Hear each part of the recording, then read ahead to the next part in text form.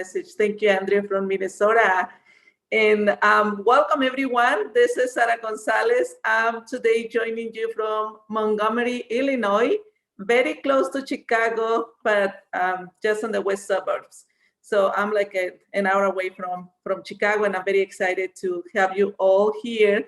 So we'll continue with our webinars through this pandemic, and it was a great opportunity really to go through a lot of topics to help us to be better, to be strong, to be healthy, and to learn from each other. So which is gonna be the webinar about today. Emma, welcome from Cicero.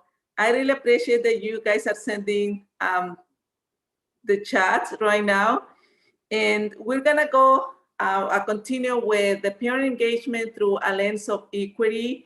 And I know that yesterday you guys have a really good topic with Kathy about political equity. Today we're gonna focus on the social one. So creating a social equity with families. And again, for the ones that do not know me, I'm Sara Gonzalez, and I have been part of Be Strong Families for about 11 years, working with parents as parent engagement in a lot of different roles within the organization, but also have 7 years of experience working with community organizing and family issues. And it has given me the opportunity to really work on a lot of social equity issues. So thank you very much for being here. And for most of you, you know that we have different ways to engage. So if you're talking, please put your phone on mute. When you're not talking, but actually you all have your phone on mute. So don't worry about that. But if you would like to speak up, please just use the little hand on the tools that you have on your screen. And you just can click it. And Andrew, who is helping us today, thank you, Andrew, for that great support with technology. He's gonna be able to open the microphone for you so you guys are able to use it. We would love to hear your voice, so please do. And also, like everybody's doing it, using the chat, thank you for letting us know where are you joining us right now, where are you at. We have Susan from California, thank you, Susan. And make sure that you are using the chat, again, to panelistas and attendees. And I can see that everybody is doing that right now. So thank you, thank you, thank you. So we all are on the same page. And because we are on the same page, we have some agreements that we use on all of the trainings, all the presentations that Be Strong Family does. Is kind of the values that we have, right? To just make sure that we all are speaking from our own experience using I statements. So every time that we have a comment that we want to talk on the microphone, let's start with I. This is what I do. This is what is working for me. Anything that allows you to use the I statements.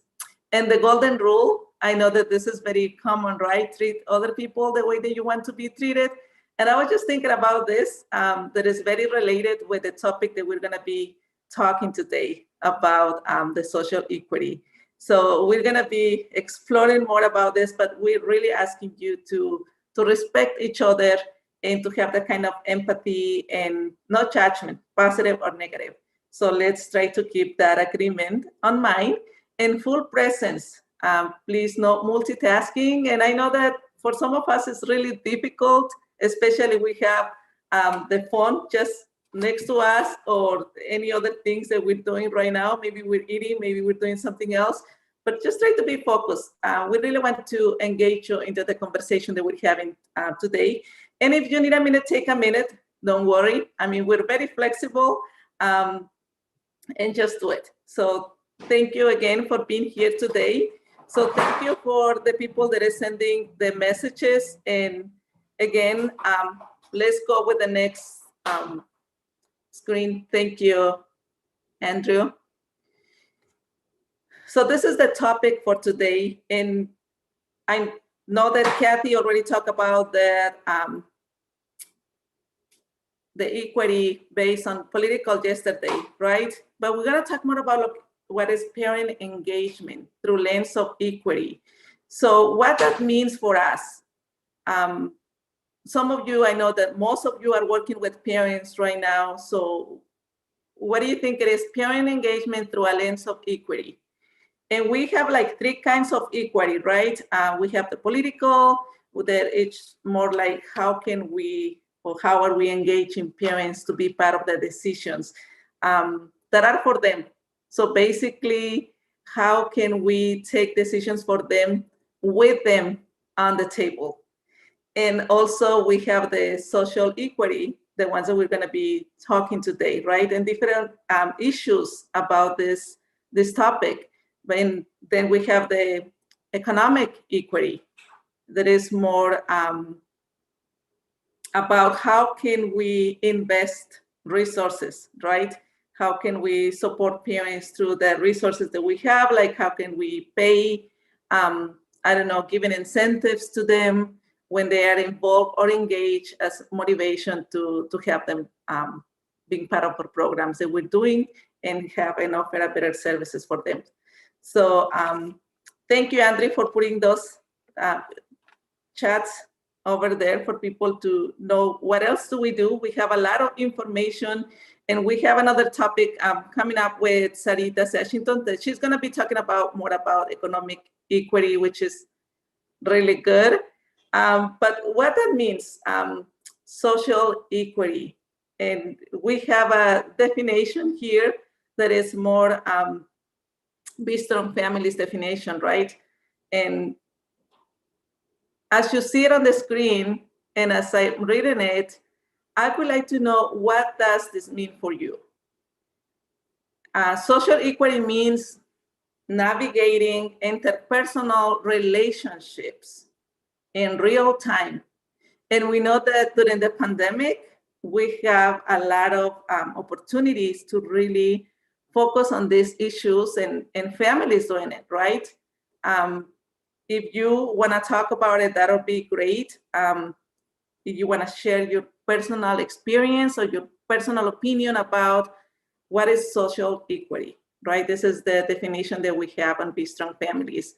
And what it means, interpersonal relationships in real time, right? What is going on with the families that we're working with right now?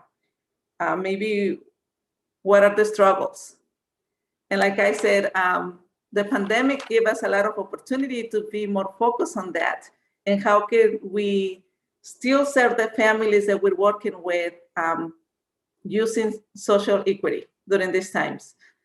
With the recognition that we all have baggage, and that our experience as well as the historical and social context informs our attitudes and behaviors. So what that means that we all have our own baggage, right? We all have been through a lot of difficult situations. We all have been through a lot of trauma. We all have been through situations that we need really support from each other in the context of the community that we're working with. I would like to hear from you at this point, what does definition means for you? So who would like to use a microphone and share a little bit about social equity and the relationships that you're building with others? How are you like really listening to others? Or maybe just listening to yourself as well.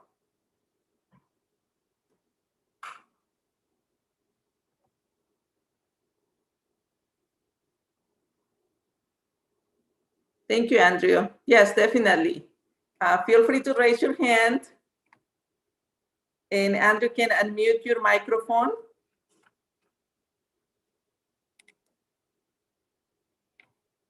How can we really understand, or how can we connect with the people that we serve about things that are going on in their personal lives and the family, that we can support, that we can, how can we work as a community to really support each other, right? And to see what are the needs of these people, these families that we're working with. So I know that Yes, definitely. I really appreciate that, Christina, through our life experience, right?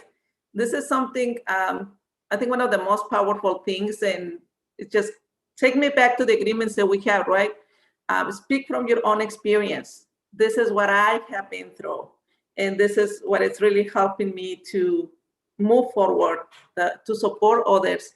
And one of the things that we are, or the work that I do, is just how can I ask the parents to support each other based on their own experiences, right? And invite them to the program and provide the space for them. So this is really good. Respecting everyone's experiences and perspectives, definitely.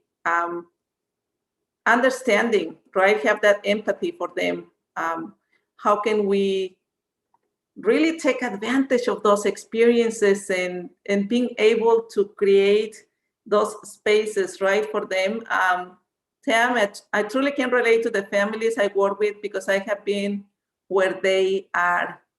Definitely. I think this is the key for everything that we do, right? And we were talking about, like, I mean, I'm from Mexico. I came here like very old. I have to learn the language and also relate with the immigrant families. And this is what I feel comfortable with because I can connect directly with the needs that they have and everything that they're going through with education, with the language barriers, with everything. And I'm working with the Latino community like right now, but I feel like very connected. But how can I relate to other families that are not Latino? How can I educate myself, right? To know more about the African American culture, the Caucasian people also, and all kind of populations that I'm amongst in the community. So thank you, definitely, Hilda, relating and having empathy for what our families are going through. And realizing that, right, Hilda, going back to the definition that we all have the baggage, right? Recognizing that. Why people is acting like this, they having this attitude or they having this behavior. And just going back to myself, right? Why am I acting like this? What times my behavior or my attitudes have been affecting others? And where am I coming from? Right? And that probably would be a better way to understand why families are acting the way that they're acting or the behavior they're having. Like going back, and I always said, like, what's wrong with you? Just switching that question is like, what happened to you that you're acting like this? And how can I help you? And how can I find the resources to help you? Thank you. Hilda said yes. So I think it's very clear for us, right, that the best way to do it is definitely to look ourselves in the mirror and to also educate about what's going on in the community. How can I support better this person, right? And Be Strong Families has been doing an amazing job, and this is something that I'm very proud of to be part of the team because they have been committed to really listening to all the needs in the community and to create different resources to support them. We have, as you know, probably the Parent Cafe deck about the More Perfect Union, where we have like different issues. I was part of the creation of those cards and questions about different issues. We have different parents at the table and just listening the stories, like about injustices, about like safety, about prosperity and the community, like being in the middle social class or low social class. How can this be impacted in your family? And how do you live with that? Right? Gender. Talking about gender is also very important. And how can only relate to those stories? Even though I'm not going through that situation, how can I have that empathy and that respect that you guys are talking about to really support this kind of families. So we can go to the next one. Andrew, thank you very much. And what are some examples, right, that we can build social equity in our programs with the families that we're working with? And I was thinking like maybe in our own families, right? I was thinking about this, like having and recognizing that each individual have different experiences and all of them are valid. So recognize and challenge inequitable norms that are present in the culture of program of the organization, right?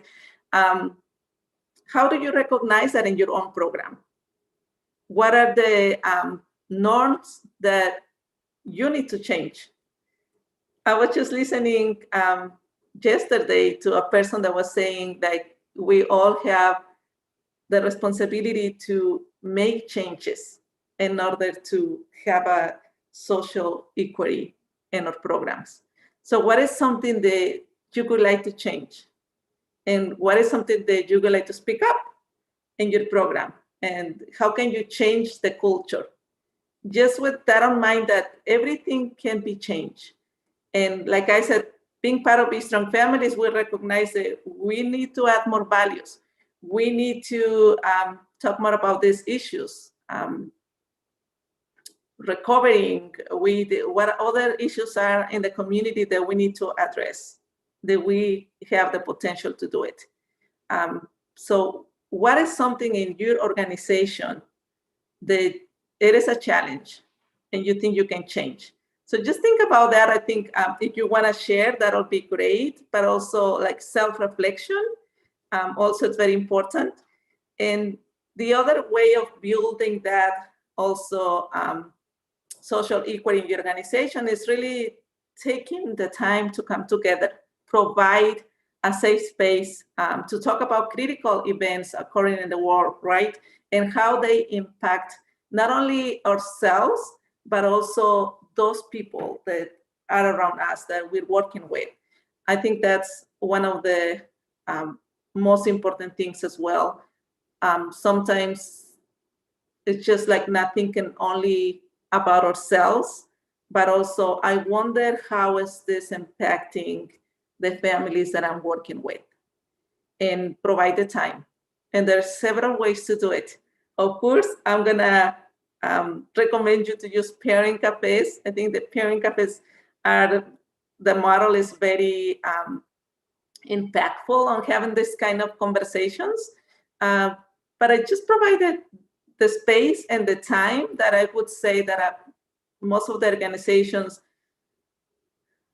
a lot of times don't have that time, right, to do it, and to have those one-on-one conversations, or to have that group of parents or group of families or group of staff see what's going on, and us as a staff to support each other, and not really disconnecting the work from family and personal issues, but instead connecting everything. And I think that's one of the culture of Be Strong Families. How can we not disconnect ourselves from our families when we're working, but how can we connect everything? Because it's something that is impacting our lives and the lives of others, right? Cesar, we have a comment from Cesar. Thank you, Cesar. I appreciate the importance of self-reflection, yet cultural relevance is not always and should not always be led by us, communities of color. We did not create the conditions that dictate values of a superiority mindset. Yes, definitely. And it's a lot of, I mean, this topic can take us the whole day, but this is just like a taste for it. We're gonna invite you to more deep conversations, and we're again creating new tools for you as organizations to be part of these conversations. We did not create the conditions. I love that one, Cesar, that dictate the values. But how can we, in our own space, can create those conditions that are gonna be benefiting ourselves, our programs, and the families that we serve? So what is something that we can control in our own program? How can we change that, right? Based on the needs of the families and have like a better balance of equity. And the last one is to provide those outlets or safe space for program participants, right? That we were talking about, and the staff, and to talk about their own personal experiences and current social issues. So I'm gonna ask you, how do you know about current social issues in your community? What are the best way to know what's going on?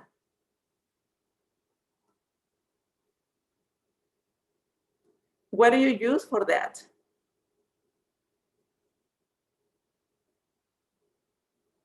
Media? Thank you, Maria. Being involved in the community, definitely. Last night was National Night Out everywhere.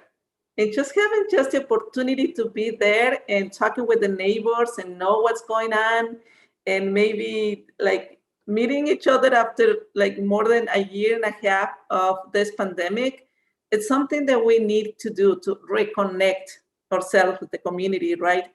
Social, definitely. Facebook, right, is something that I normally do like 2 or 3 times a day just to check like what's going on, what's changed, and just being connected to like organizations or legislators or different laws that I really are curious about what's going on in the community, how is that impacting our population.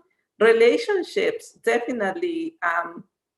Cesar, I think this is one of my favorite ones, the one-on-one communication with parents, just really taking the time that we were talking about, right? Taking the time and have a call or maybe a message, emails, right? Those are also very important. In community list services, definitely, Bridget, that's another way to know what's going on in the community and to listen from other parents, right? Tamara, talking with people about their experiences in the community. Yes, this is really good. Talking and listening. I hear once that it says, when you're listening, listen more so you can better understand. And I'm just connected that phrase with me, listening with my ears, but then listening more with my heart, and be connected with those people that we serve. Like one, resources, definitely. What kind of resources there are in the community, and how are they supporting each other? There's several resources in the community that I probably don't even know all of them.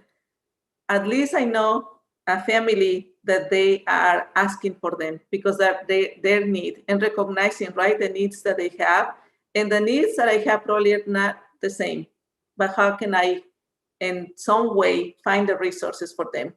Ilda, being informed with different community organizations like Facebook, or families providing us with information, right? I mean, for me, the best way to know what's going on in the community, definitely the families that I'm working with.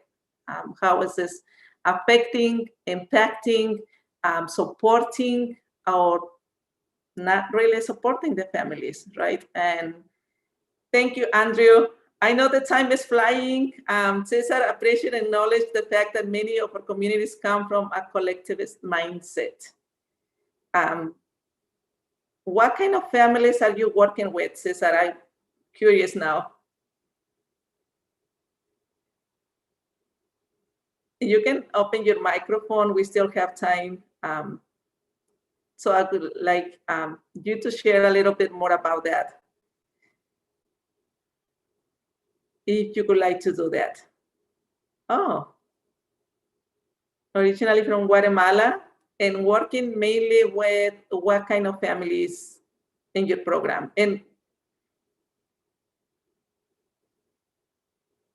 Christina, thank you for sending your chat. Having the knowledge for what resources are available in the community. So if you find someone who needs assistance, you can point them to the right direction. Yes, and there are a lot of programs right now that are connected, where you can just go into one website and you can find several resources for the community. So you don't have to be like calling every program in the community to see what kind of resources they have available for this family. Now it's very common just to go online. And I don't know in your area, but I'm pretty sure it is. And Berta is the name of the website that I use a lot to find resources for the community. There are several ones, even employment for them. So Susan, I work in the child welfare program for a tribe. Wow. Susan, that's another challenge, right? How can I find services for them? How can I feel related and understand what they're going through? Their needs definitely are different, right? Tamara, I work with families with children, prenatal to age 6. Parents as teacher programs, families in our program generally have a lot of risk factors. I agree with you, Tamara, especially in the early childhood programs when parents are just learning how to be parents and how to find resources and to learn about the protective factors and the ages and stages. So that's a lot of things that definitely they need a lot of tools to be a parents. And one of those tools are you, right, as staff. And Cesar, sorry, trying to figure out microphone. Don't worry about it, Cesar. I think, I think Andrew can help you. Hi, thank you. Good afternoon. Thank you for this. I think it's really great to hear this.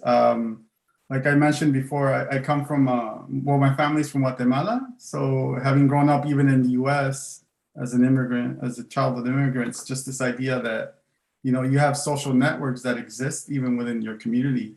Even coming from somewhere like Guatemala, where there was war and other elements that really caused us to become separated, right, as communities.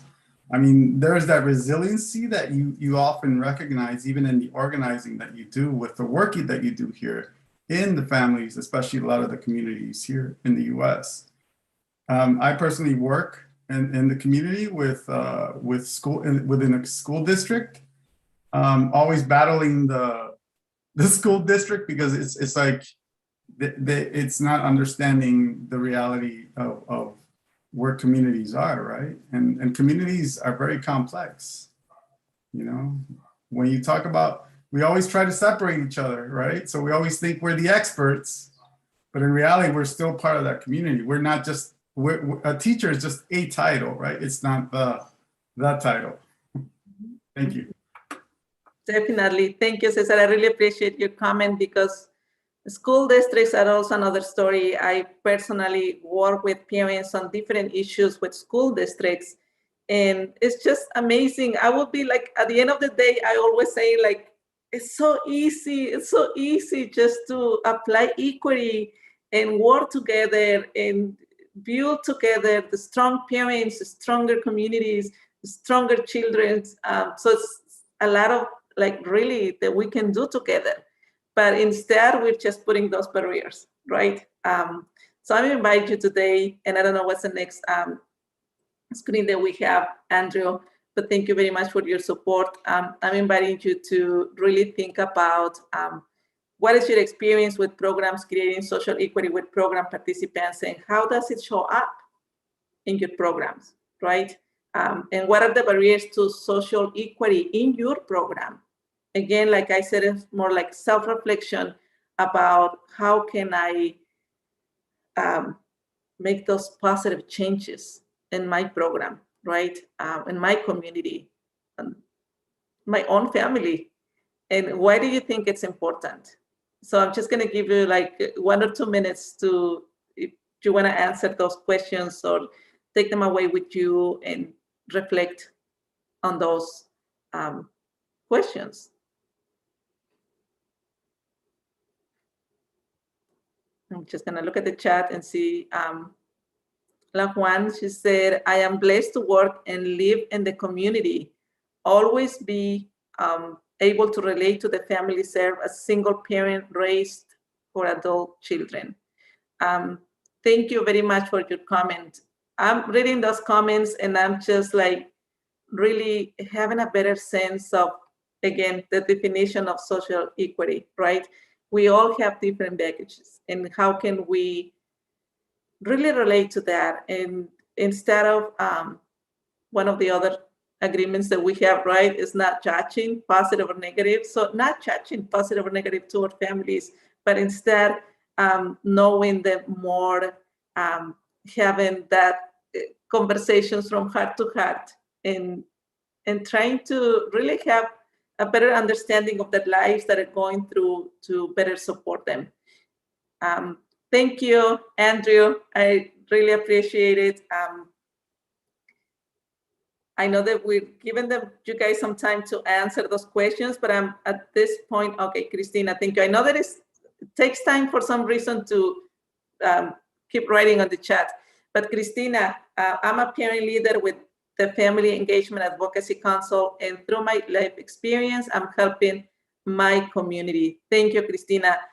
I really encourage and believe on the support of parent to parent, because I know that when parents have the experiences, they can guide it to another parent, they can guide another family to become better. So I really believe on that. Cesar, first, the fact that language is a barrier, definitely. And just don't mean understanding another language, I mean to use the academic language and the deficit-based perspectives. Definitely agree with you. It's not about the Spanish, English, Chinese, I don't know, any kind of language, right? But the language of the system and the education, the policies that we have, several policies that we don't even understand a lot of times. So how can we really support the families on this, right? Like educating ourselves, but also educating the families using the parent language. You just remind me about what Be Strong Families is doing, right? Always using a parent language when we are making changes or working on different resources for the community. Susan, I think it's time that people open their eyes and realize that we are all one. Here to give each other a hand up. Until that happens, social equity will be hard to accomplish. I agree totally with you, Susan. How can we help others to open their eyes? And how can I open my own eyes and really make the change and with the people that is around ourselves, right? And Christina, thank you and have a great day. This was a great conversation. And I will say the same. Thank you very much. I want to invite you to the next webinars that we're having. Please join us every day at 12, Parent Engagement Through a Lens of Equity. Tomorrow, it's going to be another great conversation. And then a Taste of Parent Cafe with the More Perfect Union. We're talking about this kind of topics. So please be with us and join us. It will be really nice to see you again. And just go through our webpage and you'll find a lot of more information. But I'm going to invite you to register for this great event. So like I said, there was just like a taste of what's going to happen. But Wednesday, September 15, from 10 to 2 Central Time, it's a 4 hours workshop where we're going to have the opportunity to go to a deeper conversation and understanding about the equity, political, social, and economic. So thank you very much for being here today. I really appreciate it. And I think that's it, right? Andrew, I don't know if we have another screen. Thank you very much for completing that survey. We really appreciate it. Thank you, Cesar. Thank you, everyone.